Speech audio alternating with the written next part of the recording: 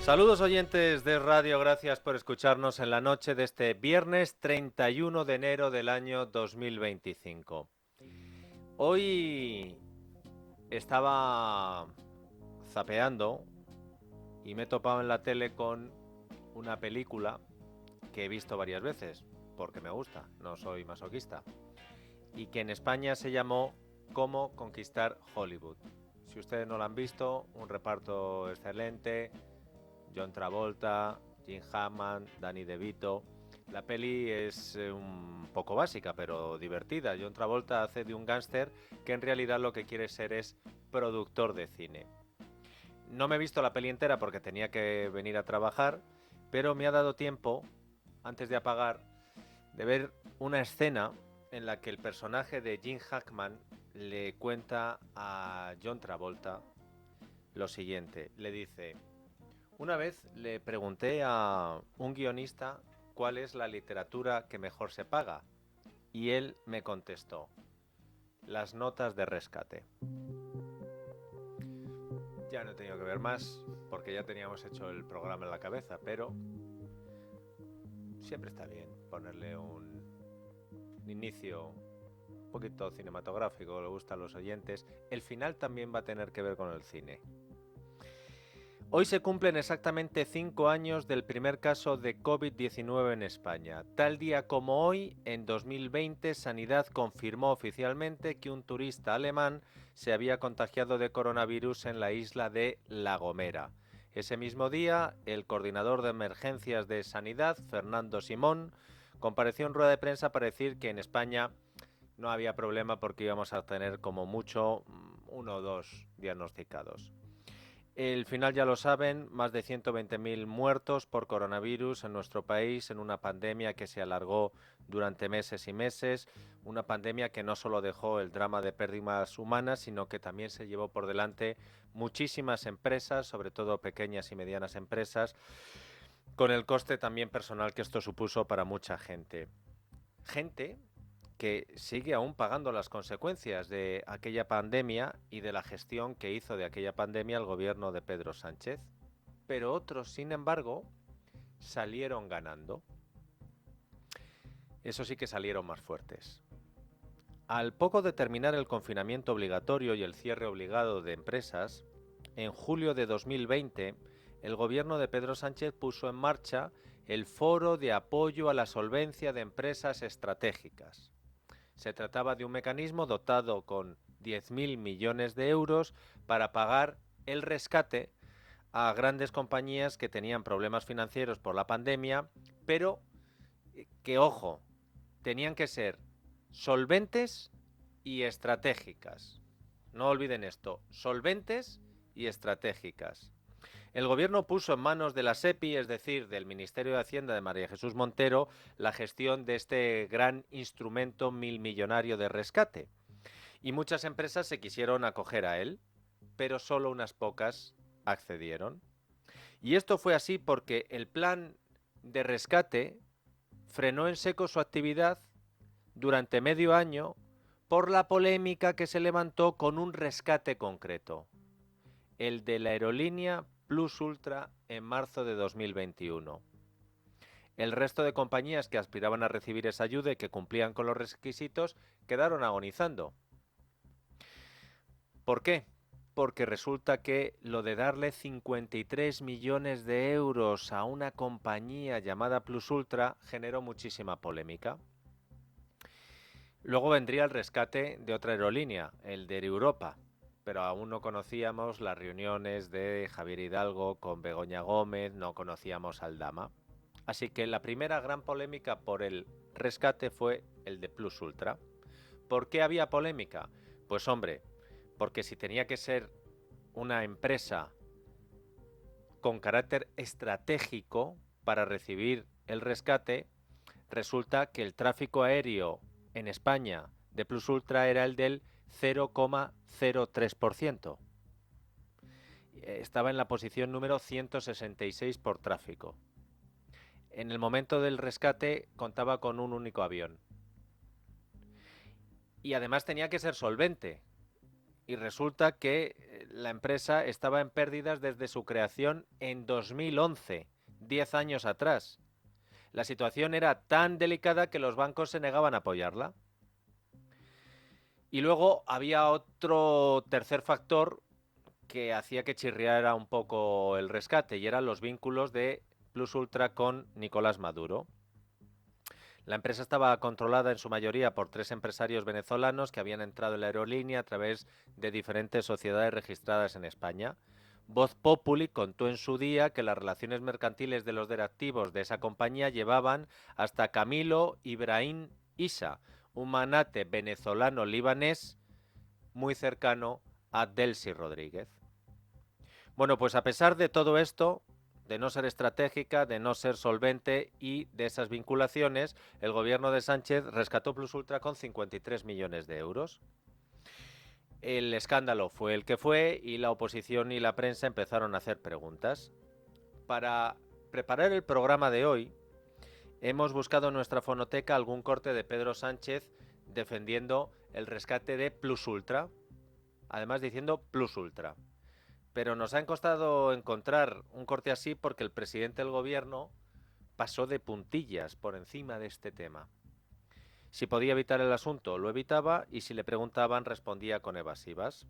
Uno de los pocos cortes que hemos encontrado en nuestro archivo es este, de julio de 2021. Somos un gobierno que cumple con la ley, que es transparente y que es escrupuloso en todo lo que tiene que ver con la acción y el desembolso de recursos públicos. Por tanto, no tenemos nada que añadir. Ahora mismo se ha solicitado por parte del juez del juzgado pues esa información a esta empresa y por tanto, bueno, pues no tenemos nada que decir. Lo que sí que le puedo garantizar es el que hemos cumplido con la legalidad, el que somos escrupulosos con el uso de los recursos públicos que son de todos los españoles y absoluta transparencia por parte del Gobierno de España. En ese momento aún no se sabía hasta qué punto era escrupuloso el sanchismo con el dinero público. Todavía no conocíamos a Ábalos, a Koldo, al Dama, al Tito, a la mujer, al hermano, al de hidrocarburos, en su faceta más escrupulosa. Pero pese a las palabras del presidente diciendo que todo lo hecho con Plus Ultra estaba bien, la prensa y la oposición siguieron preguntando, especialmente a la ministra de Hacienda, que, como les he dicho, al ser la responsable política de la SEPI, es la que estaba en el punto de mira. Tanto le preguntaron a Montero que al final pues se terminó cansando y dejó en una sesión parlamentaria esta frase para el recuerdo. El Fondo de Solvencia se creó para empresas españolas. La empresa por la que usted me pregunta es una empresa española y cumple los criterios para recibir ayuda vinculada al Fondo de Solvencia. Déjense de fantasmas porque, por si no lo saben, señorías, los fantasmas no existen. Esa empresa de la que usted me habla, decía María Jesús Montero, parecía Mariano Rajoy hablando de Bárcenas sin decir Bárcenas. El gobierno defendió el rescate a Plus Ultra, argumentando que se había ajustado en todo momento a la legalidad, que se había hecho con transparencia, que era una empresa estratégica, que era una empresa española, dijo María Jesús Montero, y que no se trataba de subvenciones sino de préstamos que la aerolínea tenía que devolver. Dieron explicaciones políticas y tuvieron que dar explicaciones judiciales, porque el Juzgado de Instrucción número 15 de Madrid abrió una investigación sobre el rescate y hace ahora 2 años, curiosamente también en enero, pero del 2023, el juzgado decidió archivar la causa. La juez Esperanza Collazos concluyó que no hubo delito en el rescate y lo hizo, entre otras cosas, porque la fiscal del caso exigió una y otra vez que se archivara la investigación. La fiscal del caso fue María Luisa Llop. En la misma semana en la que un informe pericial elaborado por orden judicial decía que no era posible determinar si Plus Ultra se encontraba en situación de crisis cuando recibió el dinero, la fiscal María Luisa Llop insistió en el escrito a la juez diciendo que la ayuda pública era imprescindible para el mantenimiento de la compañía. Recuerden, una compañía que tenía el 0,03% del tráfico de España. Tal fue la presión que ejerció la fiscal Job que en aquellas fechas se llegó a publicar que más que fiscal parecía la abogada de Plus Ultra. Y casualidades, ¿eh?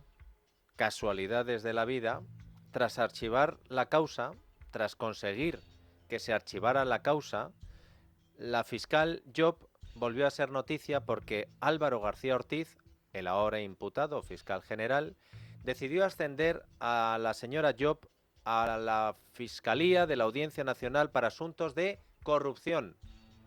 Estaba en Asuntos Económicos de Plaza de Castilla, pues consiguió el ascenso, justo después de conseguir el archivo de Plus Ultra.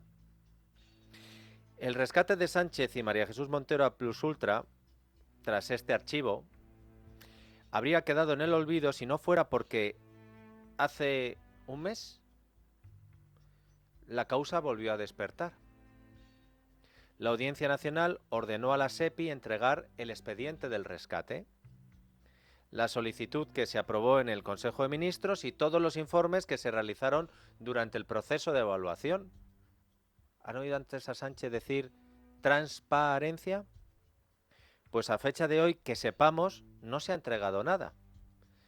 Y Plus Ultra dijo que lo iba a llevar al Supremo si le hacían entregar algo porque esos documentos contenían información empresarial muy confidencial. Hoy sabemos por qué ninguna de las dos partes, Gobierno y Plus Ultra, estaban interesados en aportar documentación. La portada del diario ABC de este viernes titulaba Anticorrupción cree que el rescate de Plus Ultra se usó para blanquear. La Fiscalía Anticorrupción considera que hay indicios de que la aerolínea rescatada por el Gobierno hizo un, textual, uso indebido de los 53 millones y que estafó al Estado español. En concreto, dice Anticorrupción que en fechas, todo esto es textual, en fechas consecutivas a la recepción de la ayuda pública, Plus Ultra realizó una serie de movimientos sospechosos como devoluciones de dinero a cuentas en el extranjero que pertenecían a una organización criminal dedicada al blanqueo de capitales de fondos ilícitos que procedían de Venezuela. Y atención, porque según Anticorrupción, estamos hablando de una red corrupta que lo que hace es lavar grandes cantidades de dinero que funcionarios del régimen de Nicolás Maduro malversan de programas de alimentos para los venezolanos sin recursos y de ventas de oro del Banco de Venezuela. ¿Ventas de oro? ¿Venezuela? ¿Les suena de algo? Oro, aviones, Venezuela, Aldama, Delcy Rodríguez. En esto del blanqueo de estas cantidades de dinero, ¿qué pinta Plus Ultra? Pues miren, según Anticorrupción, vuelvo a abrir comillas, Plus Ultra figura como firmante y beneficiaria de unos presuntos contratos de préstamos con 3 sociedades de la organización criminal. Y esos contratos son los que dan cobertura a su vez a las correspondientes devoluciones por parte de la sociedad española Plus Ultra a cuentas en el extranjero. Cierro comillas. Todos estos movimientos de dinero se produjeron al mismo tiempo, esto lo dice la Fiscalía Anticorrupción, ¿eh? Dice, no es baladí que todos estos movimientos de dinero se produjeron al mismo tiempo que la aerolínea se embolsaba 53 millones de euros del rescate de Pedro Sánchez. ¿Y cómo ha llegado Anticorrupción a esta conclusión si ni el Gobierno de España ni la aerolínea Plus Ultra le han remitido a la Audiencia Nacional la información que hace un mes le reclamó la Audiencia Nacional a la SEPI sobre cómo se hizo el rescate? Pues Anticorrupción ha llegado a esta conclusión gracias a la información que le han remitido las autoridades francesas y suizas que sí han querido colaborar con la Fiscalía Anticorrupción española. Porque Francia y Suiza también son damnificados de esta red corrupta que integran personas de Venezuela, de Perú, de Países Bajos, pero también españoles, porque entre los señalados hay un abogado madrileño. Todos ellos, según Anticorrupción, habrían recibido dinero procedente del extranjero que habrían usado para comprar bienes inmuebles. Y esto no acaba aquí. Resulta que hace un par de semanas la Fiscalía Anticorrupción, la española, puso en conocimiento del Juzgado de Instrucción número 2 de Madrid la existencia de unos contratos de préstamo a Plus Ultra concedidos por una sociedad que se sacó 30 millones de euros por la venta de oro a una mercantil de Emiratos Árabes. Y eso unido a traspasos de dinero a una tercera empresa que tiene una cuenta en Panamá y el uso de la venta de relojes de lujo como forma de blanqueo, hizo que Anticorrupción dijera: Juzgado de Instrucción número 2 de Madrid, ¿qué le parece esto?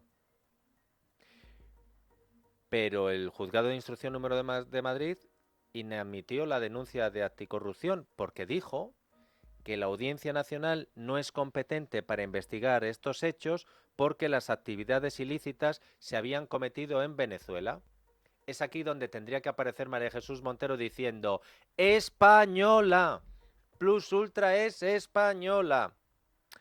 Pero Anticorrupción, ojo con la Fiscalía Anticorrupción, porque se habla mucho de los jueces fachas, pero la Fiscalía Anticorrupción es la que dijo que había que sacar a Aldama de la cárcel porque había colaborado, y la Fiscalía Anticorrupción es la que no se han rendido con lo de Venezuela.